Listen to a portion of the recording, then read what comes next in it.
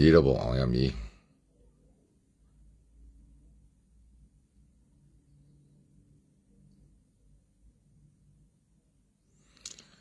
ကျွန်တော်ဒီနေ့တိုင်းကောင်းစဉ်ပေးထားပါတယ် CNN ပါ Cable News Network ပေါ့ CNN သတင်းဌာနလေးအကြောင်းပေါ့ကျွန်တော်သိတယ်လို့ပေါ့နော်ပြီးတော့ဒီသတင်းတောက်လည်းရန်ကုန်မြို့ကိုရောက်နေပါတယ်အခုကျွန်တော် Facebook မှာတွေ့ရတဲ့ဓာတ်ပုံတွေကရန်ကုန်မြို့မှာသတင်းလိုက်ယူနေပါတယ်သူသတင်းယူနေတာလည်းအားလုံးသိတဲ့အတိုင်းပဲကျွန်တော်တို့သူတို့ဘက်ကနေစီစဉ်ပေးတဲ့အတွက်လိုက်ယူနေတာပါအဲ့တော့ CNN သတင်းဌာနဆိုတာဘယ်လိုသတင်းဌာနမျိုးလဲအမေရိကန်နိုင်ငံမှာ CNN ကိုလူကြည့်များသလားနော် CNN ဒီနိုင်ငံတကာမှာလူကြည့်များသလားအမေရိကန်ပြည်ထောင်စုမှာတော့အဓိကလူကြည့်များတာက Fox News တို့ ABC တို့ CBS တို့လူကြည့်များတာ CNN လည်းလူကြည့်ကြတယ်ဒါပေမဲ့အမေရိကန်နိုင်ငံမှာသတင်းဌာနဆိုတာကသူကပြည်နယ်တွေလိုက်သူပြည်နယ်သတင်းတွေရှိတယ် TV ဌာနတွေရှိတယ်နောက် local TV ဌာနတွေရှိတယ်ဥပမာဆိုရင် Los Angeles မြို့မှာဆိုရင် Los Angeles မြို့ရဲ့သတင်းဌာနပေါ့ New York ဆိုရင် New York ရဲ့သတင်းဌာနပေါ့ဒါမျိုးတွေပေါ့နော် Philadelphia ဆိုရင် Philadelphia သတင်းဌာနပေါ့သူနေသတင်းဌာနတွေမြို့နယ်တိုင်းပြည်နယ်တိုင်းမှာသူက local သတင်းဌာနတွေရှိတယ်တနိုင်ငံလုံးအတိုင်းအတာနဲ့သတင်းဌာနကြီးများကတော့ ABC တို့ CBS တို့ Fox တို့ Newsmax တို့သူသက်ဆိုင်ရာသတင်းဌာနတွေအများကြီးရှိသေးတယ်အဲ့ဒီထဲမှာ CNN ကသတင်းဌာနတစ်ခုပေါ့တချို့တွေကပြောကြတယ်အမေရိကန်မှာ CNN ဘယ်သူမှမကြည့်ဘူးအဲ့တော့တချို့တွေကအမေရိကန်နိုင်ငံမှာကိုကျွန်တော်ရောက်ဘူးတဲ့အိမ်မှာဆိုရင်ဘာသတင်းဌာနမှမကြည့်ဘူးသူတို့ကအဖြစ်လို့လဲဆိုတော့ပတ်စံပေးရတယ်ပတ်စံပေးရတဲ့အတွက်သူတို့ကဒီသတင်းဌာနတွေကိုမကြည့်ဘဲနဲ့သူတို့မျိုးရဲ့ local ပေါ့ဥပမာ Utica မျိုးဆိုရင် Utica မျိုးရဲ့ local news ကိုပဲဖွင့်ကြတာမနေ့ကျမှအဲ့ local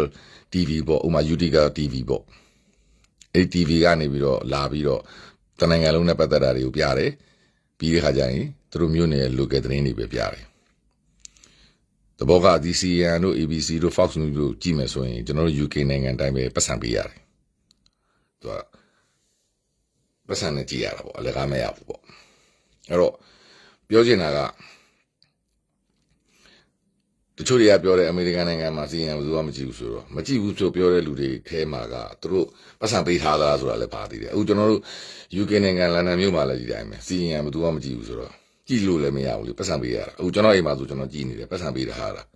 ပတ်စံမပေးဘူးဆိုရင် free line ပဲကြည့်လို့ရမှာ free line က BBC free line တခြား ITV free line ပေါ့ဆိုတဲ့သဘောတည်းသတင်းဌာနနဲ့မဆိုင်ဘူးပေါ့ကိုကြည့်ပုံမကြည့်ပုံကြည်နီးပေါ့ဘယ်လိုပုံစံနဲ့ကိုကြည့်တယ်လဲဒါကိုပြောချင်တာက CNN နောက်တော့ဘယ်လိုပြောမလဲအမေရိကန်နိုင်ငံမှာဆိုရင်နိုင်ငံကြီးနဲ့လည်းဆိုင်တယ်သဘောတည်း Republican ဘက်ကဆိုရင်အများစုက Fox News ကြည့်ကြတယ်ဒီ Democratic side ကဆိုရင် CBS တို့ ABC တို့ CNN တို့ကိုကြည့်ကြတယ်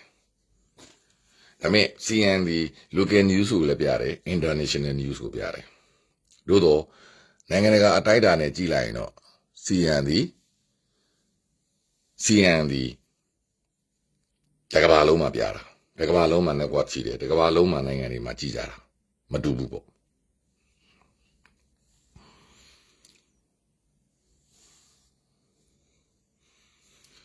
အဲ့တော့ကြည့်ပုံကြည့်နေခြင်းလည်းမတူဘူးဒါပေမဲ့နိုင်ငံတကာအနေထားဥပမာကျွန်တော်တို့လန်ဒန်အနေထားမှာဆိုရင် Fox News က local မှာမရှိဘူး ABC မရှိဘူးကျွန်တော်တို့ရဲ့ channel တွေကလည်းမပြဘူးအဲ့တော့ကျွန်တော်တို့ရပြတဲ့ channel တွေက CNN ကိုပြတယ်အများဖြစ်အဲ့တော့ကျွန်တော်တို့ CNN ကိုယူကြည့်ကြတယ်ပြီးတော့အာရှတော်လွှားမှာလေဆိပ်တွေအားလုံးမှာဟိုတယ်တွေအားလုံးမှာတကမ္ဘာလုံးမှာရှိတဲ့ network တွေပေါ့ဒီမှာပြတာဒီအများဆုံး CNN ကိုပြတယ်ဘာဖြစ်လို့လဲ CNN ဒီ Cable News Network ဆိုပြီးတော့ပထမဆုံးပေါ်လာပြီးတကမ္ဘာလုံးရဲ့ international news များကိုအများဆုံးပြတာအထူးသဖြင့်စစ်သတင်းများဆိုအများပြတယ်ဒိုနီလ်ကောင်ကျွန်တော်တို့ဒီဥရောပနိုင်ငံတွေမှာကြည့်ပြီးဆိုရင် CN ကိုကြည့်ပြီးဆိုရင် CN ဒီအများအဖြစ်အမေရိကန်နိုင်ငံသားရေး policy နဲ့ပတ်သက်ရင်အများဆုံးပြတယ်ဒီသတင်းတွေကိုဆိုလိုတဲ့ဘောဒီ CN မှာတစ်ချိန်လုံးသတင်းတွေလာပြီးဆိုရင်အိန္ဒိယနိုင်ငံကြောင့် mention လုပ်ပြီးဆိုရင်အဲ့ဒါဆိုရင်အမေရိကန်နိုင်ငံသားရေး policy နဲ့အများကြီးပတ်သက်လာပြီအမေရိကန်အစိုးရနဲ့ပတ်သက်တဲ့ကိစ္စရများဆို CN ကအထူးအာရုံပြုပြီးပြတယ်ဘာဖြစ်လို့လဲဆိုတော့ CN ဒီအမေရိကန်သတင်းဌာနဖြစ်တဲ့အတွက်အမေရိကန်အစိုးရရဲ့ policy ကိုထင်ဟပ်စေတဲ့သတင်းများဆိုအများကြီးပြတယ်အဲ့ဒါကလည်းကျွန်တော်သိထားဖို့လိုအပ်တယ်ပြောချင်တာကအမှအီရတ်ကိုအမေရိကန်စစ်တိုက်တော့မယ်သူမို့လဲစီးရီးယားကိုအမေရိကန်ဝင်ပါတော့မယ်ဒို့မျိုးရုရှားကို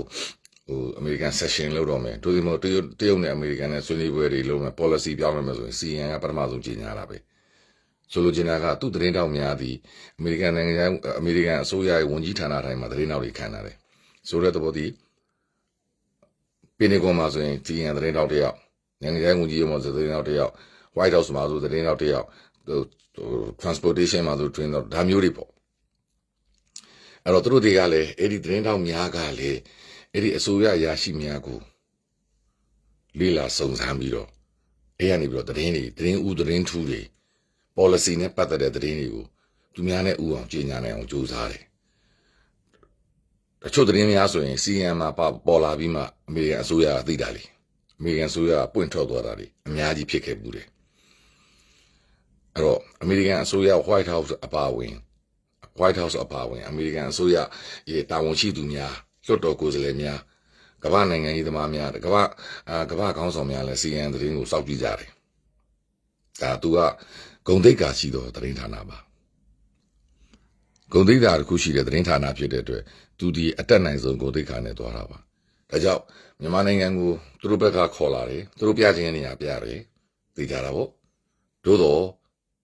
CN သတင်းတော်များဒီကမ္ဘာအတွေ့အကြုံနဲ့မှန်ကန်တဲ့ဘက်ကရက်တည်တဲ့သတင်းဂုံတိတ်ကာရှိတဲ့အတွက်သတင်းဆိုတာနှစ်ဖက်ကိုမျှမျှတတတင်ပြပေးရတဲ့အတွက်သူတို့ပြတဲ့နေရာကိုသူတို့လိုက်ကြည့်မှာပဲဒါပေမဲ့သူတို့ဘာကိုယူရမယ်ဘေးအကွက်ကိုရိုက်ရမယ်ဘယ်လိုဟာကိုတင်ပြရမလဲဆိုတာသတင်းပေါ်လာမှသာလျှင်ကိုယ်သိရမှာအခုတမန်နဲ့လုံးလဲကျွန်တော်စောင့်ကြည့်နေတယ်အခုထိတော့အမှားပြေအကြောင်းကိုအခုမြန်မာပြည်မှာရောက်နေတဲ့သတင်းတော်ကသတင်းမပို့ရသေးဘူးအခုမှသူကသတင်းယူနေတုန်းရှိသေးတာကျွန်တော်ထင်တယ်ညနေလောက်မှသတင်းလာလိမ့်မယ်ပြောချင်တာကမြေပြင်မှာဖြစ်နေတာကောတစ်ဖက်ကပြချင်တာကောနောက်တစ်ဖက်ကကျွန်တော်တို့ဘက်ကဖြစ်နေတာကောသူတို့အကုန်သိတယ်မသိလို့လဲ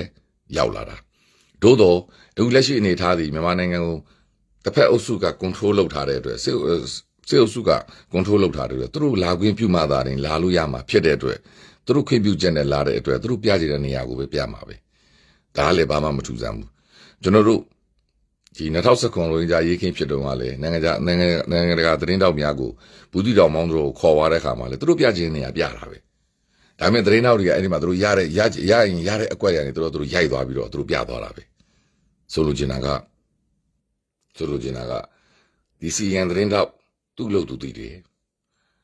ပြည်ပြည်မှာဖြစ်ပျက်နေသည်များကိုအကုန်သိတယ်သူတို့ဒီတင်ပြပုံတင်ပြနည်းအင်တာဗျူးလုပ်ပုံလုပ်နည်းမတူပါဘူးပြောချင်တာကတစ်ဖက်ကဖြစ်ချင်တဲ့အတိုင်းဝါရဖြန့်သတင်းများကိုတင်ပြမှာမဟုတ်ပါဘူးအဲ့ဒါတော့အသေးချာပါတစ်ဖက်ကပြောချင်တဲ့အတိုင်းဝါရဖြန့်သတင်းများကိုတစ်ဖက်ကပြောခိုင်းတဲ့အတိုင်းပြောမဲ့သတင်းဌာနမျိုးမဟုတ်ပါဘူးသူတို့ဒီဂုံတိတ်ခါရှိသောသတင်းဌာနပါထို့အပြင်အမှန်တရားကိုရှာဖွေနေတဲ့သတင်းဌာနဖြစ်ပြီးအမေရိကန်နိုင်ငံရဲ့သတင်းဌာနတစ်ခုပါအမေရိကန်အစိုးရ policy ကိုထင်ဟပ်စေမဲ့ကိစ္စရပ်များကိုပြောဆိုမဲ့သတင်းဌာနပါပြောချင်တာကတစ်ဖက်ကဘလောက်ပဲပြမပြသူတို့တစ်ဖက်ကရိုက်ခိုင်းတယ်သူတို့ဘလောက်ပဲရိုက်တကယ်သတင်းဌာနလာတဲ့အခါမှာဒီနေ့လူကျွင်းကောင်စီမှာလုပ်မဲ့အစည်းအဝေးကိစ္စများအမေရိကန်နိုင်ငံ session ကိစ္စများဒါတွေကိုသူကသတင်းကောင်းစင်နေနဲ့ပြောသွားပြီးတော့တစ်ဖက်ကပြချင်တာကိုသူနည်းနည်းပြမယ်ပြီးတော့ကျွန်တော်တို့ဘက်ကဟာတွေကိုသူပြချင်တာပြပြီးသူသတင်းကိုသုံးသပ်သွားမှာပါပြောချင်တာကသူတို့ဒီ exclusive လို့ခေါ်သူဦးချင်းအင်တာဗျူးများလည်းလုပ်နိုင်တယ်အဲ့ဒါကလည်းတစ်ဖက်ကစစ်ကောင်စီနဲ့လူများကောကျွန်တော်တို့တာမန်ပြည်သူပြည်သားများကောဒီမိုကရေစီကိုလိုလားနေတော့ပြည်သူပြည်သားများပဲနဲ့လေအင်တာဗျူးတွေတို့လုပ်နိုင်တယ် အဲ့ဒါမျိုးတွေတို့ကတင်ပြခြင်းတာပြီးတော့မြေပြင်မှာ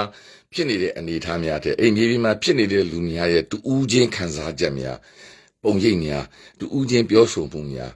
ဒါမျိုးတွေကိုတို့ကတင်ပြတတ်တာ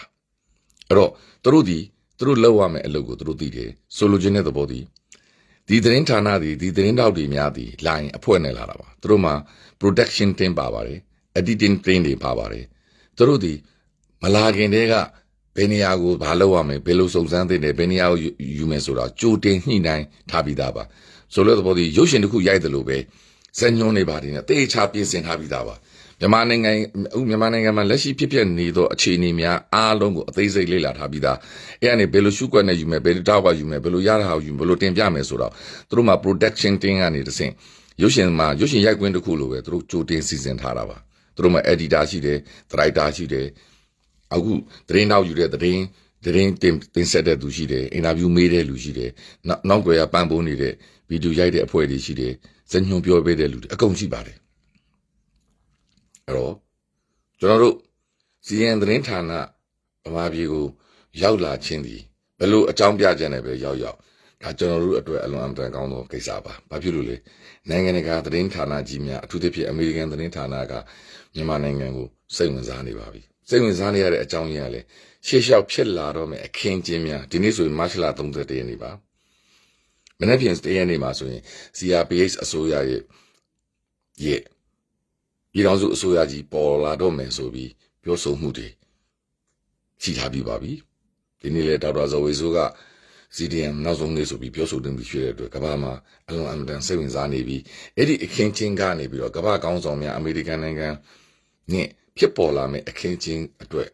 သူတို့ဒီတင်ပြမှာပါအဲကြောင့်သူတို့ဒီတစ်ဖက်ကခွင့်ပြုချက်တဲ့လူများအတိုင်းအလိုလိုက်ပြီးလိုက်ပေမဲ့လေသူတို့ဘာလုပ်ရမှာသူတို့သိပါတယ်ကျွန်တော်အမြင်ပြောရရင်ရောသူတို့လုပ်စရာရှိတာသူတို့ဆက်လုပ်မှာပါအဲ့ဒါနဲ့ပတ်သက်ပြီးပြောရမယ်ဆိုရင် New York Times သတင်းစာ Washington Post သတင်းစာ New York Times သတင်းစာဆိုတာလေကျွန်တော်လိုက်တယ်မှာကျွန်တော်အများကြီးပြောဘူးပါတယ်အမေရိကန်နိုင်ငံမဆာဒေါ်နယ်ထရန့်လက်ထက်မှာ New York Times သတင်းစာကအမြောက်များသတင်းတွေဖော်ပြပါတယ်အဲ့ဒီသတင်း New York Times သတင်းစာကဖော်ပြပြီးမှသာလင်အမေရိကန်နိုင်ငံကြီးလောကကိုခေရိုက်သွားတာဒီအများကြီးပါဥပမာမဆာဒေါ်နယ်ထရန့်ရဲ့ impeachment trial နဲ့ပတ်သက်ပြီးမဆာဒေါ်နယ်ထရန့်နဲ့ဒီယူကရိန်းသမ္မတတို့ရဲ့တယ်လီဖုန်းအပြောဆိုစကားများကိုသူတို့ကလျှို့ဝှက်ထားပါတယ်အင်ဖြူတော်ကအဲ့ဒီချိန်မှာ New York Times သတင်းစာကဖော်တာပါ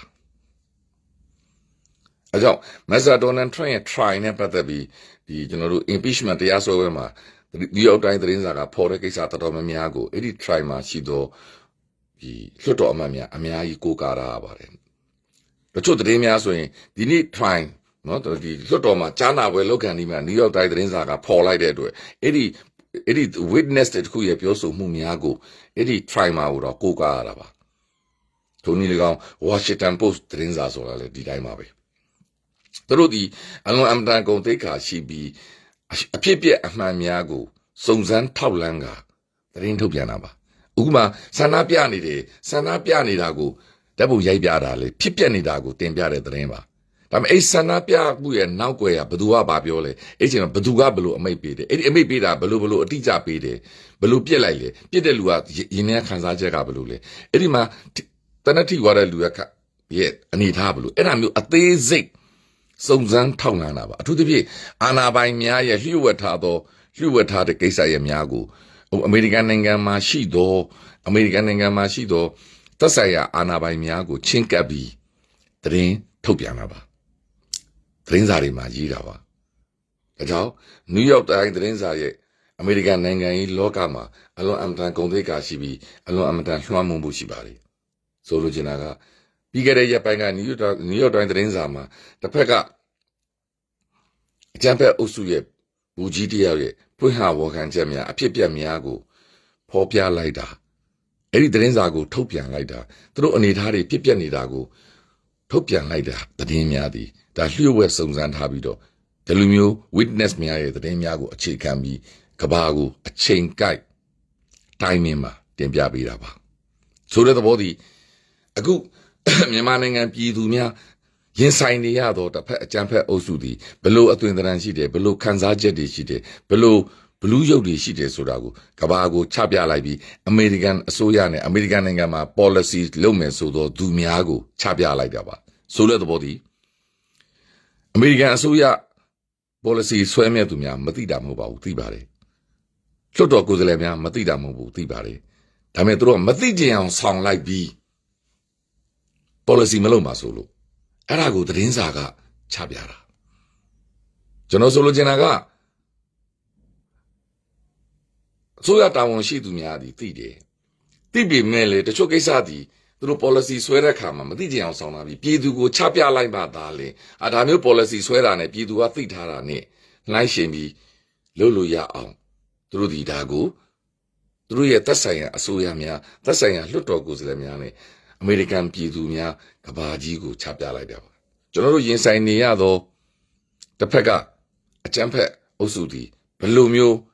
သူ့လူတွေကို control လုပ်ထားတယ်လေဘယ်လို guideline လေးပေးထားတယ်လေဘယ်လိုမျိုးအကြောက်တရားတွေနဲ့ထိန်းချောက်ပြီးတော့ပြည်သူတွေကိုသတ်ခိုင်းနေတယ်ဆိုတဲ့ကိစ္စရက်ကိုဖော်ထုတ်လိုက်တာအဲ့ဒါကလေအမေရိကန်မှာ policy ရွေးဆဲမဲ့အင်ဖြူတော်များပုဂ္ဂိုလ်များကာကွယ်ရေးဝန်ကြီးဌာနပုဂ္ဂိုလ်များနိုင်ငံခြားရေးဝန်ကြီးဌာနကပုဂ္ဂိုလ်များလွှတ်တော်ကိုယ်စားလှယ်များကိုနယူးယောက်တိုင်းသတင်းကဖွင့်ဟဝန်ခံလိုက်တာဖော်ထုတ်ပြီးသတင်းကိုဖော်ထုတ်ပြီးရေးသားလိုက်တာထိုဒီလေကောင်ဥတိုင်းမင်းအနေနဲ့ CN သတင်းဌာနရောက်လာတယ်အဲ့ဒီ CN သတင်းဌာနကလေသူတို့ကဝင်ခွင့်ပေးမှဝင်လို့ရတဲ့အတွက်ဘယ်လိုပဲအကြောင်းပြချက်နဲ့ဖြစ်ဖြစ်ရန်ကုန်မြို့ကိုရောက်နေပါပြီဒါတွေအားလုံးဒီတိုင်းမင်းပါကမ္ဘာသတင်းဌာနများသည်အချိန်အချိန်ခါကိုကြည့်ပြီးသူ့နိုင်ငံရဲ့နိုင်ငံခြားရေး policy အရာဒါကိုအထောက်အကူပြုမဲ့သတင်းများကိုတင်ပြနေတာပါထိုနည်း၎င်းမြန်မာနိုင်ငံရဲ့သတင်းဒီမြန်မာ issue ဒီကမ္ဘာကျော်နေပါပြီကမ္ဘာ issue ဒီပါဖြစ်နေပါပြီဒါကြောင့်ဒါကိုသိစေခြင်းတဲ့အတွက်ကျွန်တော်ဒီနေ့ဒီအကြောင်းအရာကိုအဓိကရှင်းပြခြင်းဖြစ်တယ်ပြောချင်တာက CN သတင်းဌာနသည်သူလုပ်เสียရှိတဲ့အလုပ်ကိုလုပ်ပါမည်ကျွန်တော်တို့လည်းကျွန်တော်တို့လက်ရှိဖြစ်ပျက်နေသည်များကိုကျွန်တော်တို့ဆန္ဒများကိုဖော်ထုတ်ပေးနိုင်တော့အကောင်းဆုံးပဲကျွန်တော်တို့ခံစားနေရတာများကိုဖော်ထုတ်ပေးနိုင်ရင်အကောင်းဆုံးပဲသို့တော့သူဒီသတင်းကိုဒီတရက်တည်းယူမှာမဟုတ်ပါဘူးလက်ဖြင့်လည်းနေဦးမယ်ဒီပြည်တော်လည်းသွားရင်သွားအောင်မယ်တခြားနေရာလည်းသွားဘလို့ပဲဖြစ်ဖြစ်သူတို့တင်ဆက်ပုံသူတို့တင်ပြပုံနဲ့သူတို့ရိုက်ယူခြင်းပြောဆိုမှုခြင်းတွေကျွန်တော်တို့တာမန်သတင်းတောင်တွေနဲ့မတူပါဘူးသူတို့ကဘာကိုချပြဖို့လိုအပ်တဲ့သတင်းများသူတို့အစိုးရ policy နဲ့ချိတ်ဆက်မဲ့သတင်းများကိုသူတို့ချိတ်ဆက်ပြီးပြမှာပါဆိုလိုချင်တာကမနေ့ပြန်ပေါ်လာတော့မဲ့ဘို့ဟိုအစိုးရကျွန်တော်တို့ရဲ့ Federal Democracy အစိုးရအတွက်လည်းအများကြီးပါပါတယ်ဆိုတဲ့သဘောတည်းအဲ့ဒီနေရာတွေကိုလည်းသူတို့မရရောက်အောင်သတင်းသွားယူမှုတွေလုပ်ပါလိမ့်မယ်သူတို့အဲ့ဓာတွေအားလုံးကိုချိတ်ဆက်ပြီးပြောပါလိမ့်မယ်ဒါကြောင့်ဒါတွေအားလုံးဒီတိုင်းမြင်မှာမြန်မာနိုင်ငံ turning point ဒီနေ့မတ်လ31ရက်နေ့ဖြစ်ပြီးမနေ့ပြန်ကစပြီးရှေ့လာမဲ့အပတ်မှာပေါ်လာမဲ့အနေအထားဒီမြန်မာသမိုင်းမှာတစ်ခါမှမဖြစ်ဘူးသေးတော့ဒါရိုက်သမိုင်းအချိုးအကွေးတစ်ခုပါ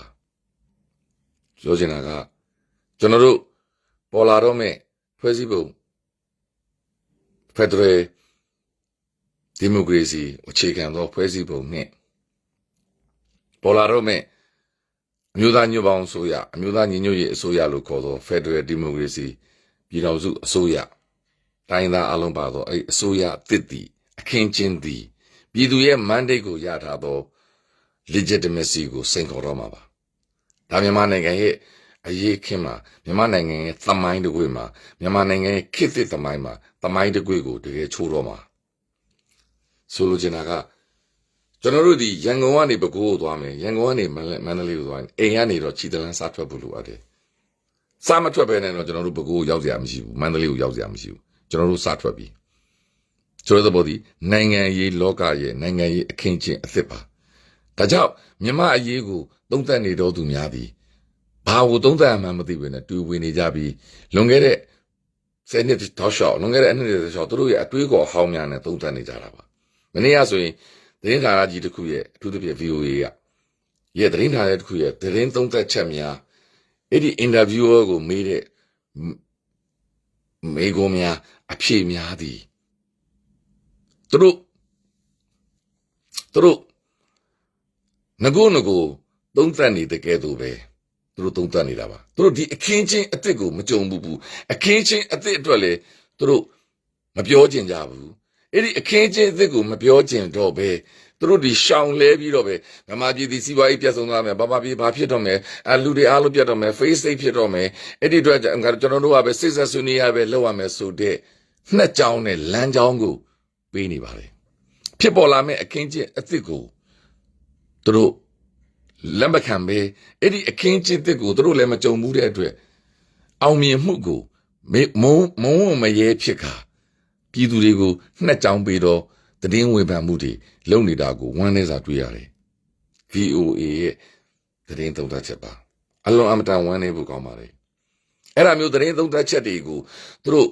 အဲ့ဒီလူတွေကိုယ်တိုင်2019ရိုဟင်ဂျာအရေးခင်းမှာတော့လည်းအများကြီးနှစ်ကြောင်းပေးတဲ့သုံးသပ်ချက်တွေအများကြီးလုပ်ခဲ့ပြီးပြီသူတို့အဲ့ဒါကိုလည်းအခုထိအမှတ်မရှိသေးဘူးအခုအဲ့ဒီအတိုင်းပဲစစ်ကောင်စီကိုအာသာစေမဲ့နှစ်ကြောင်းပါသောတည်င်းသုံးသပ်ချက်များကိုသုံးသပ်နေတာကိုဝမ်းနည်းပွေရတွေ့ရတယ် CRPH အစိုးရနဲ့ဖြစ်ပေါ်လာမယ်ဆိုတော့ကျွန်တော်တို့ပြည်ထောင်စုအစိုးရပြည်ထောင်စု Federal Democracy အကြောင်းကိုလုံးဝထည့်မပြောတော့ဘူးကျွန်တော်တို့ကပဲရင်ဆိုင်နေလို့ကျွန်တော်တို့ကပဲကျွန်တော်တို့မုတ်ကိုလူယူသွားတာကိုပြန်တောင်းနေလို့ပဲနိုင်ငံတော်ကြီးပျက်စီးသွားတဲ့ရောင်ပြည်သူကိုနှက်ချောင်းပေးပြီးကျွန်တော်တို့ကပဲဒူးထောက်အညံ့ခံပြီးသူတို့နဲ့ဆွေးနွေးကသူတို့လိုချင်သောစစ်အာဏာရှင်များလိုချင်သောနိုင်ငံရေးအခင်းကျင်းနဲ့သူတို့ကိုယာသပံဖျားသူတို့ကိုယာသပံအုပ်ချုပ်ခိုင်းကကျွန်တော်တို့ကသူတို့ချကျွေးသမျှသူတို့ပေးသမျှနေရာကိုပဲယူပြီးမြန်မာနိုင်ငံကိုကမ္ဘာအလယ်မှာတင့်တယ်အောင်ငြိမ်းချမ်းအောင်စီးပွားရေးတွေဖွံ့ဖြိုးအောင် face စိတ်မဖြစ်အောင်လုပ်ပေးရမယ်ဆိုတော့သုံးသက်ချုပ်မှုမျိုးပြောဆိုသွားတာကိုအလွန်အမတန်ဝမ်းနည်းဖို့ရတွေ့ရတယ်အဲ့ဒါမျိုးသုံးသက်မှုတွေနဲ့မြန်မာနိုင်ငံမှာလွန်ခဲ့တဲ့10နှစ်တောက်လျှောက်လုံးလွန်ခဲ့တဲ့အနှစ်20တောက်လျှောက်လုံးလုပ်ခဲ့တာကိုလည်းဝမ်းနည်းစွာတွေ့ရတယ်ကျွန်တော်ပြောသလိုပဲအရှုံးသမားတွေရဲ့သုံးသက်ချက်အသစ်တွေပါ generation Z ဒီအရှုံးသမားတွေမဟုတ်ဘူးယနေ့ဥဆောင်နေတဲ့သူများဒီအရှုံးသမားတွေမဟုတ်ဘူးအောင်ပွဲကိုယူမဲ့အောင်နိုင်ကိုယူမဲ့ဘလုံးလောကနဲ့ပြောရင်ဖလားကိုယူမဲ့တိုက်ပွဲဝင်နေသူများဒါပေမဲ့အရှုံးတန်နေရာလေးနေတဲ့အရှုံးသမားများ1948 1958 1983 84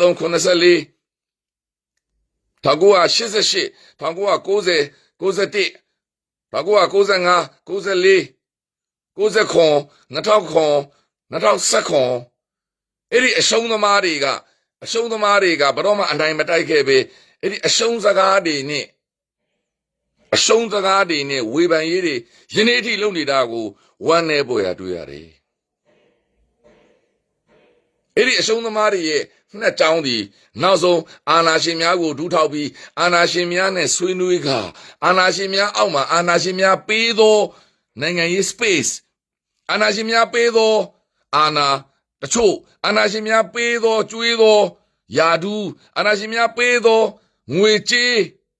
အာဏာရှင်များပေးသောအတုရောင်ငြိမ်းချမ်းရေးအာဏာရှင်များပေးသောတိုင်းပြည်အတုရောင်တည်ငြိမ်မှုနဲ့တိုင်းပြည်စီးပွားရေးလက်ပတ်မှုအာဏာရှင်များပေးသောချမ်းသာကြွယ်ဝမှုများကိုလက်ခံဖို့အတွက်နှစ်ကြောင်းပေးနေသောစကားများသုံးသက်ချက်များကိုပြုလုပ်နေတာအလွန်အမတန်ဝမ်းနည်းစရာတွေ့ရတယ်။ CN သတင်းဌာနသည်ဒါမျိုးနှစ်ကြောင်းကိုဘယ်တော့မှပေးမှာမဟုတ်ဘူး။သူတို့သည်အခြေအနေတစ်ခုရခွင့်ပြုချက်တစ်ခုနဲ့လာတဲ့အတွက်အဲ့ဒီခွင့်ပြုချက်စစ်ရင်တန်းများနဲ့တွားပြီးသတင်းယူပေမဲ့သူတို့သည်ဒါမျိုးနှစ်ကြောင်းများကိုဘယ်တော့မှပေးမှာမဟုတ်ဘူး။သို့သော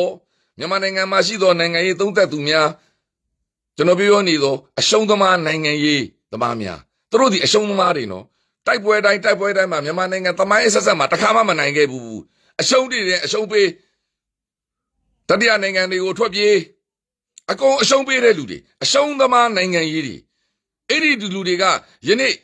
ကျွန်တော်တို့အနိုင်တိုက်ပွဲနဲ့အောင်စိတ်အောင်နမိတ်နဲ့အနိုင်တိုက်ပွဲကိုအရှုံးပေးမဲ့လမ်းကြောင်းများကိုနှစ်ကြောင်းပေးနေတာကို VOA သတင်းဌာနကပြောနေတာကိုတင်ဆက်နေတာကိုဝမ်းနည်းပေါ်ရတွေ့ရှိရတယ် ဒါမျိုးသတင်းတွေများကိုလည်းရိုဟင်ဂျာကိစ္စမှာအဲ့ဒီလူတွေကိုယ်တိုင်အမြောက်အများတင်ဆက်ပေးခဲ့ပြီးမြန်မာနိုင်ငံရေး1988ရေးခင်း2009ရေးခင်းအမြောက်အများနှစ်ကြောင်းပေးသောတင်ဆက်မှုများ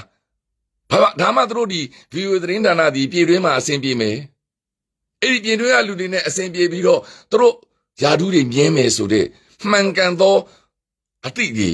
မှန်ကန်သောယက်တီမှုတွေနဲ့အလွန်အမတန်ဝမ်းနည်းဖို့ကောင်းတာကအမေရိကန်နိုင်ငံမှာနေပြီးအမေရိကန်နိုင်ငံသားတွေဖြစ်နေပြီးအမေရိကန်အစိုးရရဲ့စံအမေရိကန်နိုင်ငံသားတွေရဲ့စံအမေရိကန်အစိုးရကလုပ်နေတဲ့လုပ်ရက်များကိုထောက်ခံပြောဆိုသောစံများမရှိပဲသူတို့ရဲ့အရှုံးသမားအတွေးတွေနဲ့အဲ့ဒီမှာဥဆောင်နေတဲ့လူတွေအရှုံးသမားတွေနော်ဘယ်တော့မှအနိုင်တိုက်ခဲ့တဲ့လူတွေမဟုတ်ဘူးသူတို့ဒီအချိန်တန်ရင်အာနာရှင်ကိုဒူးထောက်ပြီးတော့အာနာရှင်အလိုကျနိုင်ငံရေးတွေလုပ်ပြီးမြန်မာနိုင်ငံရေးမှာလူတွင်ကျဲတွေဝင်လုပ်ခဲ့နေကြတာကြာပြီအလွန်အမတန်ဝမ်းနည်းပေါ်ရတွေ့ရတယ်အလွန်အမတန်ဝမ်းနည်းပေါ်ရတွေ့ရတယ်ပြောချင်တာကသတင်းဌာနဆိုတာနှစ်ဖက်ကိုမြင်မြတ်တာပြောရမှာမှန်ပါပါတစ်ဖက်ကလူကခန်းစားချက်ကိုနောက်တစ်ဖက်ကလူရဲ့အမှန်တရားကိုနှစ်ဖက်လုံးကိုမျက်မျက်ပြတာ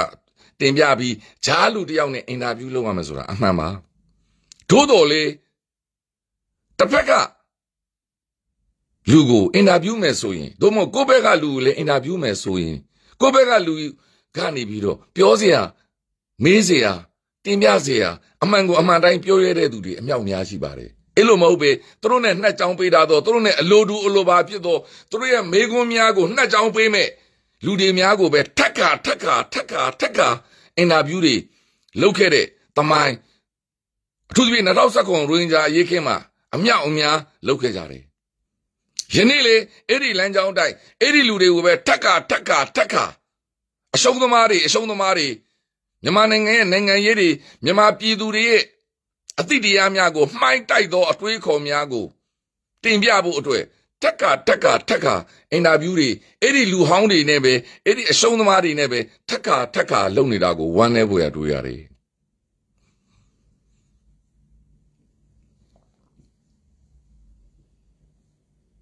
ရှင်းလေးပါကျွန်တော်တို့ဒီနိုင်အောင်တိုက်မှာနိုင်အောင်သွားမှာအဲ့တော့တို့နိုင်အောင်တိုက်တဲ့လူကိုနိုင်အောင်တိုက်တဲ့ဘက်က view ပြီးအရှုံးသမားဘက်က view ပြက်သားပြောဥကျွန်တော်တို့နိုင်အောင်တိုက်မဲ့လူဘက်ကပါလို့နဲ့ဒူးထောက်မဲ့စကားများကိုအင်တာဗျူးပေးနေတာတော့တက်ကြောင်ပေးနေတာတော့ဝမ်းနေပွဲရတွေ့ရတယ်ရှင်းလေးပါနိုင်အောင်တိုက်မှာဒီပွဲကိုနိုင်အောင်တိုက်မဲ့ဖြစ်တဲ့အတွက်နိုင်အောင်တိုက်မဲ့လူတွေရဲ့ generation Z ကလေးငယ်များလက်တွေ့သမားများကိုအင်တာဗျူးလုပ်ပြီးတော့တစ်ဖက်ကအာနာရှင်များဘက်ကအကြမ်းဖက်မှာဘက်ကခေါ်ပြီးအင်တာဗျူးဒါမျိုးကိုမြင်မြတ်တာတင်ပြလေအခုကကျွန်တော်တို့ဘက်တော်သားများလို့နဲ့နှစ်ကြောင်ပေးသောအင်တာဗျူးများကိုပေးနေကြတယ်နှစ်ကြောင်ပေးသောတွေးခွဲမှုတွေပေးနေကြတယ်နှစ်ကြောင်ပေးသောတိုင်းသားစီးလုံးညီညွတ်မှုကိုပြည်သူတွေစီးလုံးညီညွတ်မှုပြိုကွဲမဲ့စကားများကိုပြောနေကြတာ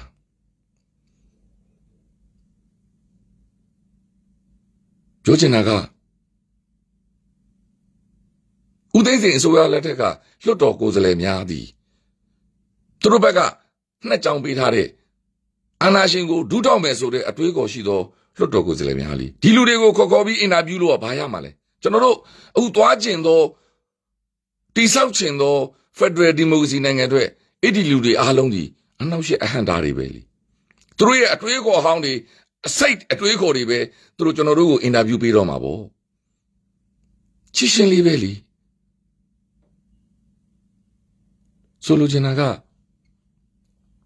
ဆိုလိုချင်တာကကျွန်တော်တို့ဒီအနောက်နိုင်ငံမှာနေတယ်ကျွန်တော် UK နိုင်ငံမှာနေတယ် UK နိုင်ငံရဲ့စံကိုကျွန်တော်လက်ခံရမယ်လူသားဆန်ရမယ်တရားမျှတမှုကိုလက်ခံရမယ်မိသူကိုမဆိုမတရားမှုမလုပ်ရင်မတရားဘူးကျွန်တော်အစိုးရပြောရင်ကျွန်တော်လည်းပြောရမှာကျွန်တော်ဒီနိုင်ငံမှာနေပြီး UK နိုင်ငံသားတယောက်ပြီးအမေရိကန်နိုင်ငံသားတယောက်လို့လာခံယူထားပြီးအမေရိကန်စံနေလည်းမလိုက်နိုင်ဘူးဗမာပြည်ရဲ့အရှုံးသမားအတွေးခေါ်တွေနဲ့အင်တာဗျူးတွေပေးနေတယ်ဆိုတဲ့ကအသင်လက်ရှိနေထိုင်နေသောနိုင်ငံရဲ့စံကိုတော့အသိမှန်မပြုတ်ပဲနဲ့ဘယ်လိုလုပ်နိုင်ငံရေးလုံးပါလဲဘယ်လိုလုပ်ပြည်သူတွေကိုအသိမှန်ပေးနိုင်ပါလဲဆိုလိုချင်တာက BBC RFA VOA မှာရှိသောသတင်းဌာနကြီးများမှာရှိသောပုဂ္ဂိုလ်များအပါအဝင်နိုင်ငံတကာမှာရှိနေသောနိုင်ငံသားများကိုဆိုလိုချင်တာအသင်တို့နေထိုင်နေတဲ့နိုင်ငံအသင်တို့နေထိုင်နေသောနိုင်ငံရဲ့စံကိုတော့အသင်တို့မလိုက်နိုင်ပဲအသင်တို့အစိုးရများရဲ့ policy များကိုတော့အသင်တို့မယုံကြည်ပဲအသင်တို့ဘယ်လိုလုပ်မြန်မာနိုင်ငံရဲ့အနာဂတ်အရေးအတွက်အသင်တို့ဘယ်လိုလုပ်မှန်ကန်သောလမ်းကြောင်းနဲ့အသင်တို့ပြောနိုင်ပါလေရိုးရိုးလေးပါမီဒီယာကျင့်ဝတ်ဆိုတာခဏမေ့ထားအသင်တို့နေထိုင်နေသောနိုင်ငံရဲ့စံအဲ့ဒီစံဒီအမေရိကန်အစိုးရဥပပြောနေလေ UK အစိုးရဘာပြောနေလဲ UK အစိုးရက face state လို့ပြောနေပြီလားအမေရိကန်အစိုးရက face state လို့ပြောနေပြီလားမပြောဘဲနဲ့ဘာဖြစ်လို့အသင်တို့ဒီသတင်းအင်တာဗျူးတွေမှာအသင်တို့ဒီနှက်ကြောင်ပေးသောစကားများနဲ့ပြည်သူတွေကိုစိတ်သက်ကြမဲ့စကားများကိုပြောဆိုနေကြတာတော့ဒါကိုကျွန်တော်ဆိုလိုချင်တာဦးကျွန်တော်တို့ဒီနေ့မြန်မာနိုင်ငံပြည်တွင်းမှာရောက်နေသော CN ကမြန်မာနိုင်ငံ face state လို့ဘယ်တော့မှမပြောခဲ့ဘူးတခါမှပြောတာလဲကျွန်တော်မကြားဘူးသေးဘူးနောက်လဲပြောမှာမဟုတ်ဘူးအဲ့ဒါသတင်းဌာနတွေကပြောရမှအလုံးမှမဟုတ်တာမြန်မာနိုင်ငံရေးကိုပဲနားလေတယ်လို့မမပြည်အကြောင်းကိုပဲတတ်တယ်လို့နဲ့နှက်ကြောင်းတွေပေးခဲ့ပြီးအဲ့ဒီအရှုံးသမားတွေရဲ့နှက်ကြောင်းတွေနဲ့ယနေ့ပြည်သူတွေယနေ့အထိအနေထားကိုရင်ဆိုင်နေရတာယနေ့အဲ့ဒီစစ်အာဏာရှင်တွေရဲ့တောက်တိုင်တွေအဖြစ်မှန်မသိရောက်မှန်မသိရောက်ပြီးပြည်သူတွေယနေ့ဒုက္ခရောက်နေကြရတာဆိုလဲသဘောတည်းယနေ့ဒေါ်စန်းစုကြည်ကိုပုတ်ခတ်ပြောဆိုနေတော်သူများယနေ့ NLD ပါတီကိုဆဲဆုံနေတော်သူများယနေ့တိုင်းရင်းသားများကိုသွေးခွဲသောစကားများပြောဆိုနေတဲ့သူများသည်အာဏာရှင်များအားလုံးရဲ့တောက်တိုင်ပဲဒါရှင်းလေးပဲကျွန်တော်တို့ UK နိုင်ငံမဟုတ်ဘူးကျွန်တော်တို့ဒီဆွီဒင်နိုင်ငံမဟုတ်ဘူးကျွန်တော်တို့ဒီအမေရိကန်နိုင်ငံမဟုတ်ဘူးကျွန်တော်တို့ UK နိုင်ငံဒီမှန်ကန်သောစနစ်နဲ့အမေရိကန်နိုင်ငံဒီမှန်ကန်သောဖွဲ့စည်းပုံနဲ့ politician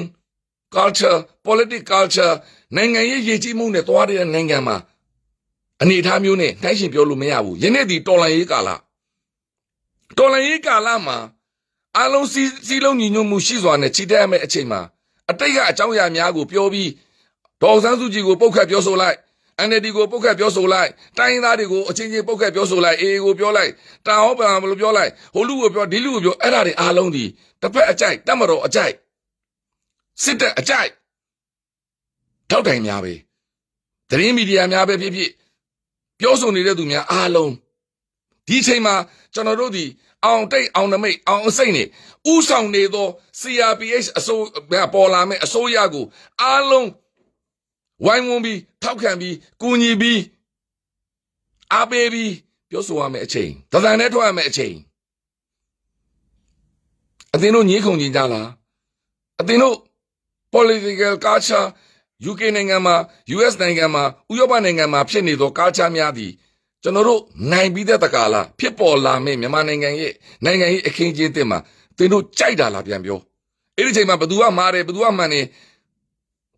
နိုင်ငံရေးဆွေးနွေးပွဲနိုင်ငံရေးစကားဝိုင်းနဲ့ပြောဆိုကြ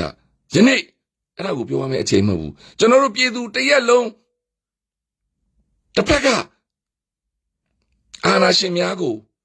ပြက်သားတစည်းတစ်လုံးနဲ့ရင်ဆိုင်ဖြေရှင်းရတော့မယ့်အချိန်ဖြစ်တယ်ဥကအကြံပေးသလိုနဲ့ကျွန်တော်တို့တော်လန်ရေးကြီးသေးသိမ်သွားအောင်ရှုံးနှိမ်သွားအောင်တွေးခွဲနေသောစကားများပုတ်ခတ်နေသောစကားများအကူအညီပေးနေတဲ့အောင်နဲ့ပြည်သူတွေကိုစိတ်သက်ကြအောင်ပြောဆိုနေသောစကားများအင်တာဗျူးများအဲ့ဒီလူများသည်အရှုံးသမားခေတ်အဆက်မှာအရှုံးသမားတွေဖြစ်ပြီးသူတို့ကိုသူတို့နိုင်ငံရေးပရောဟိတ်ကြီးများနိုင်ငံရေးဆရာကြီးများဆိုပြီးတော့မြန်မာနိုင်ငံ platform မှာပြောဆိုနေကြသောသူများအလွန်တန်ဝမ်းနည်းဖို့ကောင်းတယ်ဒီချိန်မှာကျွန်တော်တို့ပြည်သူတွေအားလုံးသသားတည်းရှိနေရပြီးဖြစ်ပေါ်လာမယ့်ပြည်ထောင်စု unity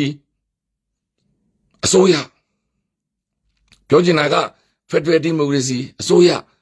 ကိုဝိုင်းဝန်းထောက်ခံပြီး၎င်းတို့ရဲ့ဥဆောင်မှုနဲ့ဖြစ်ပေါ်လာမယ့်အခင်းအကျင်းများကိုလိုက်လံလှုပ်ဆောင်ရမယ့်အချိန်ဆိုတဲ့သဘောဒီတော်လိုင်းကာလဖက်စီတော်လိုင်းရေးမှာလည်းအတူတူပဲ မြန်မာနိုင်ငံလွတ်လပ်ရေးသမိုင်းမှာလည်းအတူတူပဲတက်ဦးအောင်ဥဆောင်တဲ့နောက်မှာပဲကျန်တဲ့လူတွေကအလုံးလိုက်ပြီးတိုက်ယူသွားကြတာ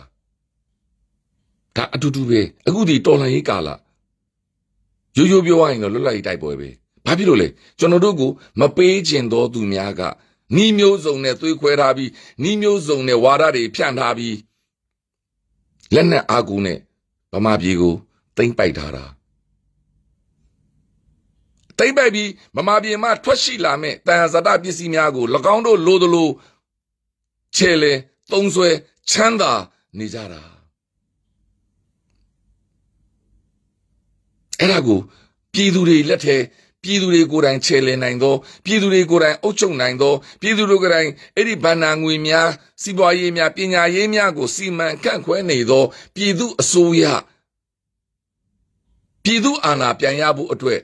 ကျွန်တော်တို့ဒီပွင့်လင်းသောသာယာသောဒီမိုကရေစီနိုင်ငံ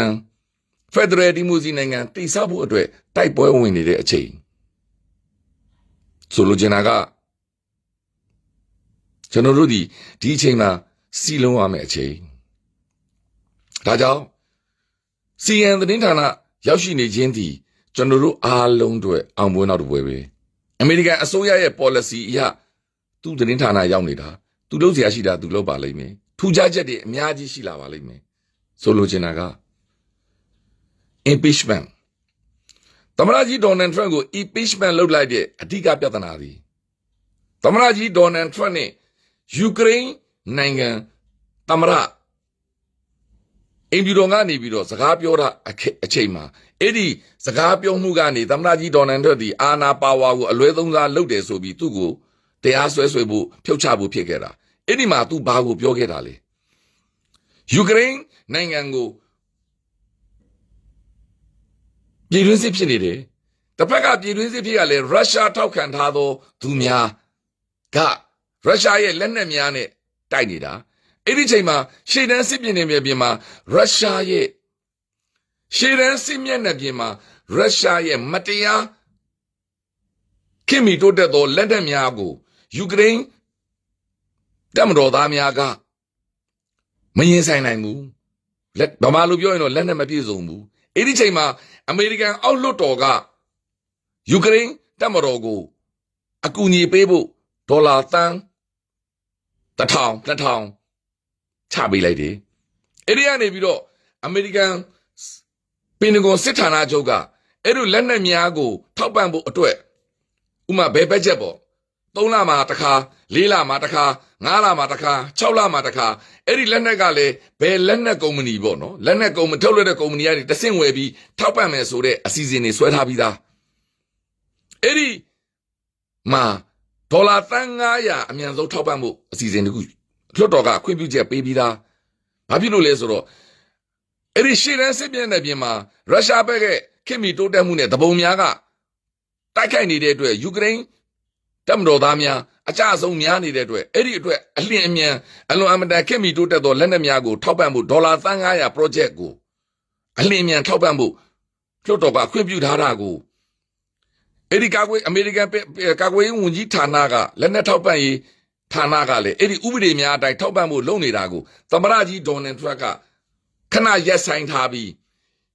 ခဏရက်ဆိုင်ထားခိုင်းတာနော်အဲ့ဒီပတ်စံကိုမပေးနဲ့ဟုတ်ခဏနေဟုတ်ငါသမ္မတငါအမိတ်ပေးတယ်လွှတ်တော်ကခွင့်ပြုထားပြီးပြီနော်ဥပဒေအရလည်းခွင့်ပြုထားပြီးပြီသမ္မတရဲ့အမိတ်နဲ့အဲ့ဒါကိုခဏတားလိုက်တယ်တားပြီးတော့ယူကရိန်းသမ္မတနဲ့ဖုံးပြောတဲ့အချိန်မှာအဲ့ဒီအချိန်မှာဖြစ်လာတော့မဲ့သမ္မတလောင်းမစ္စတာဘိုင်ဒင်ကိုအပုတ်ချဖို့အတွက်မစ္စတာဘိုင်ဒင်ရဲ့သားယူကရိန်းနိုင်ငံမှာလှုပ်ထားတဲ့အချိန်မှာလက်ပေးလက်ယူလှုပ်တယ်ဆိုပြီးတော့မင်းတို့ယူကရိန်းအစိုးရကနေပြီးတော့သတင်းစာရှင်းလင်းပွဲလုပ်ပြီးအဲ့ဒီသတင်းစာရှင်းလင်းပွဲကလည်းယနေ့မြန်မာနိုင်ငံမှာရောက်နေသော CNN နဲ့လုပ်ပေးရမယ် CNN နဲ့သတင်းစာရှင်းလင်းပွဲလုပ်ပေးပြီးရင်ခဏတော့ကမင်းတို့အရေးကြီးလိုအပ်နေသောဒေါ်လာသန်း900ကိုငါချက်ချင်းခွင့်ပြုလိုက်မယ်အမှန်ကလွှတ်တော်ကခွင့်ပြုထားပြီးသားနော်ဥပဒေကပေးပြီးသား तू ကအဲ့ဒါကိုယူသုံးတာအဲ့ဒီသတင်းပေါက်ကြားသွားတဲ့အတွက်သမ္မတသည်အာဏာပါဝါကိုအလွဲသုံးစားလုပ်တယ်ဆိုပြီးတော့အမေရိကန်သမ္မတဒေါ်နယ်ထရန့်ကိုဒုတိယအကြိမ်လွှတ်တော်မှာ impeachment ဖြစ်တာဆိုလိုချင်တာက出多干的乌比的呀，乌克兰人干嘛？乌克兰不着他们，一日之路路安尼多，人那面路得面多，改天不补的下个，都来东山路比多，都也人家也以为这对，他们那浪一点钱啊，马上九百年个，包差不多，乌克兰他们那个，等啥心里会路开呢？乌米曼人干嘛？等啥心里会的路你的？米曼人干嘛？第二个拉比，拉比哩，就那表现了，大苗闹鬼嘛心里的。အဲ့ဒါမျိုးကိုအမေရိကန်နိုင်ငံနယူးယောက်တိုင်းသတင်းစာဖော်တာအဲ့ဒါမျိုးသတင်းကိုနယူးယောက်တိုင်းသတင်းစာကအကုန်တက်ရေးလိုက်တာအိမ်ဖြူတော်မှာအဲ့ဆွေးနွေးပွဲတွေသူလျှို့ဝှက်ထားတဲ့နှစ်ဖက်ပြောဆိုချက်အားလုံးကိုနယူးယောက်တိုင်းသတင်းစာကမရရအောင်ဖော်လိုက်တာအေးကနေပြီးတော့ဝါရှင်တန်ပို့သတင်းစာကဖော်လိုက်လို့တကဘာလုံးသိပြီးတော့ impeachment တွေဖြစ်ခဲ့တာဆိုတဲ့သဘောဒီယနေ့တို့ကျွန်တော်တို့အဲ့လိုမျိုးသူတို့သတင်းစာရှင်းနေပဲလို့ဘာမှအထင်ကြီးစရာမလိုဘူးနောက်ကမှသူတို့အဲ့ဒါမျိုးအပေးအယူတွေလုပ်နေတာအဲ့ဒါမျိုးစနစ်အဲ့ဒါမျိုးအာဏာကိုအလွဲသုံးစားလုပ်ထားပြီးအခုလက်ရှိစိတ်ကောင်စီကအာနာအေဒီတစ်ဖက်ကလူတွေကလုံနေတာကိုနှက်ချောင်းပေးတဲ့သူတို့နဲ့ဆွေးနွေးဖို့နှက်ချောင်းပေးနေတဲ့မီဒီယာများကိုကျွန်တော်စောစောကပြောဆိုနေတာဒါဆိုရင်အဲ့ဒီယူကရိန်းပြဿနာမှာကျွန်တော်ပြောချင်တဲ့ main point ဒီဒေါ်လာသန်း900အဲ့ဒီသန်း900ပါလေတစ်ဖက်ကသူကယူကရိန်းကိုအနောက်နိုင်ငံကထောက်ခံထားပြီးပြီတစ်ဖက်ကရန်သူဒီဘယ်သူလဲတပုံဖွဲ့အဲ့ဒီတပုံဖွဲ့ကိုထောက်ခံနေတာဘာလို့လဲရုရှားကဘာတွေပေးပြီးလဲအလွန်အမတန်ပြင်းအားစွင်းကောင်းသောခင်မီနီးပညာနဲ့သုံးတဲ့လက်နက်တွေပေးထားပြီးအဲ့ဒီလက်နက်တွေနဲ့တိုက်တဲ့အခါမှာရှေ့တန်းမှာကိုလူတွေအမေရိကန်အနောက်နိုင်ငံများကဥရောပနိုင်ငံထောက်ခံထားတဲ့ယူကရိန်းနိုင်ငံသားတွေကရှုံးနေတဲ့အခါမှာသူတို့ကအဲ့ဒါကိုလက်နက်အင်အားပေးတာကျွန်တော်ပြောချင်တဲ့ point ကဒါဆိုရင်ကျွန်တော်တို့အခု CRP အစိုးရနဲ့ကျွန်တော်တို့ပြည်သူများကိုထောက်ခံထားတာအမေရိကန်ပါဝင်အနောက်နိုင်ငံကုလသမဂ္ဂဦးကျွန်တော်တို့ဒီမတရားတစ်ဖက်သက်ခံနေရပြီမဟုတ်ဘူးလားသူတို့လေပြန်နေနဲ့ဘုံကျဲနေပြီမဟုတ်ဘူးလားဒါဆိုရင်လွှတ်တော်တွေကနေတဆင့်ကျွန်တော်တို့တွေကိုတရားဝင်တစ်ဖက်ကလူများနဲ့ဒန်းတူလက်နက်တွေရအောင်စစ်ရေးပါဝါတွေရအောင်အကူအညီပေးဖို့အတွက်လွှတ်တော်ကိုယ်စားလှယ်များကိုတိုက်တွန်းရမယ်အချိန်ကြာပြီကျွန်တော်ဆိုလိုချင်တာကကျွန်တော်တို့ဒီတစ်ဖက်ကနှစ်ပေါင်း